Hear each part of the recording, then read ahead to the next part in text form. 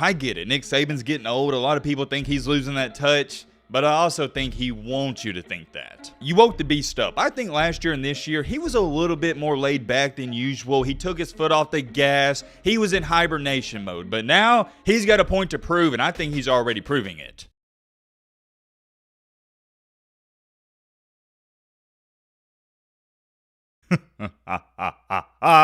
It seems like at this point, this is just going to be a yearly thing, a yearly video, where we talk about how Mr. Nick Saban, the GOAT, greatest of all time, he was right, and he tried to warn everybody. The ironic part about this is everything that has been implemented in the game of college football has been implemented to stop, said Nick Saban. It's been implemented to make the playing field even because everybody outside of Alabama fans is tired of Alabama being on top. So with like any sport out there, you try to even the playing field. That's why, for example, in the NBA, NFL, if you have a terrible season, you get the #1 pick. I myself wouldn't go as far as to saying there's a lot of parity in the NFL and NBA because there really isn't. You take a look at any professional league. Look at baseball. The team with the most money, always going to win. So either that's going to be the Yankees or the Dodgers. Take a look at the NBA. Some people are going to say, Matt, what are you talking about? There's parity. And not really. Last time I checked, Michael Jordan dominated for 20 years. Kobe Bryant dominated for 20 years. And now LeBron James dominated for 20 years. There's no parity whatsoever. Take any 20-year time frame, it's always going to be the same 2, 3, 4 teams at max competing for a championship. Same thing with the Warriors. They've dominated the NBA the past 10 years. And last but not least, take a look at the NFL.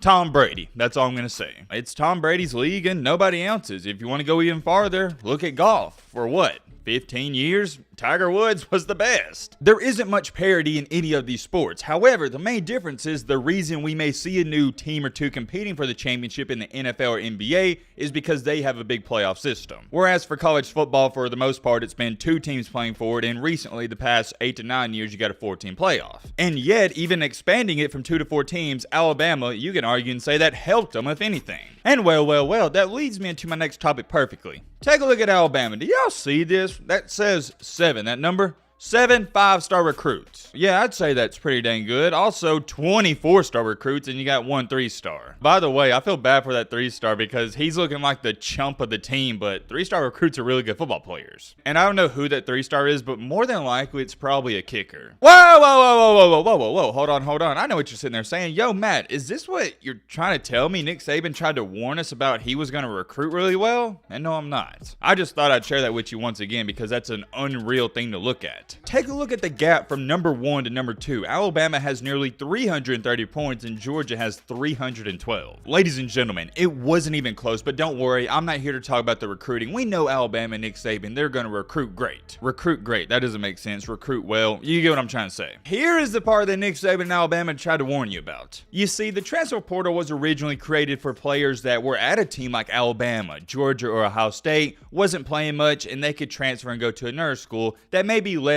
but hey, they're going to be a star player and play right away. If you don't listen to a single other part of this video, listen to this part. The transfer portal was not, and let me repeat that, was not created so the rich could get richer. But yet, here we are, and that's what's happening. The transfer portal isn't making the weaker teams get better and compete with the richer teams. It's making the rich get richer. Because what's happening is when you do see a star player at a low D1 school, that top D1 school, they're going after them. And for the players, it's awesome because you're going to get more recognition and probably a better shot at getting to the NFL if you do leave that lesser program and go to a team like Alabama that has all the eyes in the world on them. You see it. Alabama out-recruited everybody during this recruiting cycle, but yet they're going into the transfer portal still and picking out the players they want to fill in the missing pieces. Don't want to take my word for it? Well, how about this? Alabama got a 6'5" transfer tight end from Maryland that goes by the name of CJ Dupree. Now, I don't expect too many people to even know who this guy is because #1, he played at Maryland, and #2, he didn't put up great numbers. But here's the biggest part, and if you're a college football fan outside of Alabama, the biggest problem about all of this. Did Alabama need this 6'5" transfer tight end? Absolutely not. But did they want him? Yes. This is nothing more than Nick Saban said, hey, why not? Let's just add him to the roster. Let's go get him. And more than likely, I do expect him to win the starting job next year, and he's going to be a great weapon for Alabama. Am I trying to say that he's going to go out there and have 1,500 receiving yards? Absolutely not, but I do expect him to produce. Because what Nick Saban has done, he's looked at it and said, okay, we need a tight end next year. Instead of going after a 5-star tight end coming out of high school that may be skinny, he's not familiar with the college game,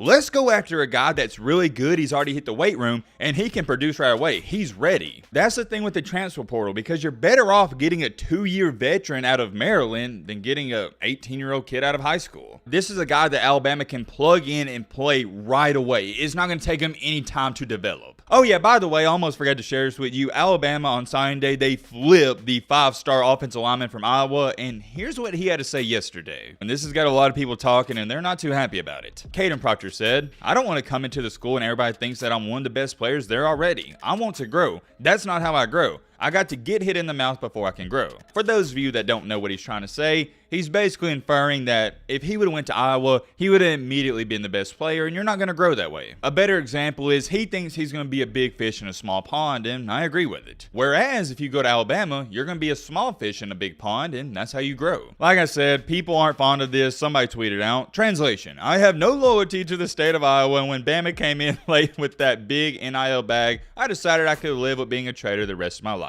Yeah, I'll pop up some of the comments. You can read them for yourself. It's safe to say people aren't happy with it. Once again, I'm not going to rant on this too much. I don't understand why grown men are mad about a kid making his decision. I told you how I feel about it. I could care less who wants to go to my school, Alabama, or who doesn't want to go to it. It doesn't matter. We're going to play with what we got. Here's my take on this, and let me get this out there. I have no idea whatsoever if Alabama paid him or not, so I can't even address that. I simply don't know. Do I think he's going to have a better chance at landing some name, image, and likeness deals at Alabama? Yes, of course. It's just more popular for these big-time corporations and companies to sponsor an Alabama player over an Iowa player. You can take that disrespectfully if you want. It's just the cold hard facts. If you haven't learned about something in this life, it's all about brands. It's a reason a lot of people will buy Gucci, Louis Vuitton, this or that. Even if it's an ugly t-shirt or ugly shoe, they're going to buy it just because it has that Gucci logo on it. That's the same thing in Alabama. These corporations that dish out all this NIL, they're going to sponsor Bama players just because they put on that Crimson Tide uniform. Alabama has built themselves up to that. Iowa has not. Do I think he made the wrong decision? Absolutely not, because if you want to get developed the best, you're going to go to Alabama. They currently have the most players in the NFL. The proof is in the pudding. And I also agree with his last part, but I think it came off the wrong way. It kind of seems like he's throwing some shade towards Iowa, and maybe he should have worded it different, but I understand what he's trying to say. In this life, you don't want to be a big fish in a small pond. Why? Because you're not going to grow. It's much better to be the dumbest person in the room than the smartest person in the room. Why? Because if you're already the smartest, you're not going to gain any more knowledge. However, if you're the brokest person in the room and you're surrounded by millionaires, yeah, you're going to grow. It's the same thing with sharks. I bet a lot of you didn't know this. If you put a shark in an aquarium, he's going to only grow up to 7 or 8 feet. On the contrary, if you put a shark in an ocean, he can grow up to 15, 20 feet. But why is that? It's rather simple. He's in a small enclosed environment, so he can't grow. But when he's in the ocean, one of the biggest environments out there, yeah, he can grow much more. As far as it goes for Nick Saban in Alabama and what's going to happen in the future,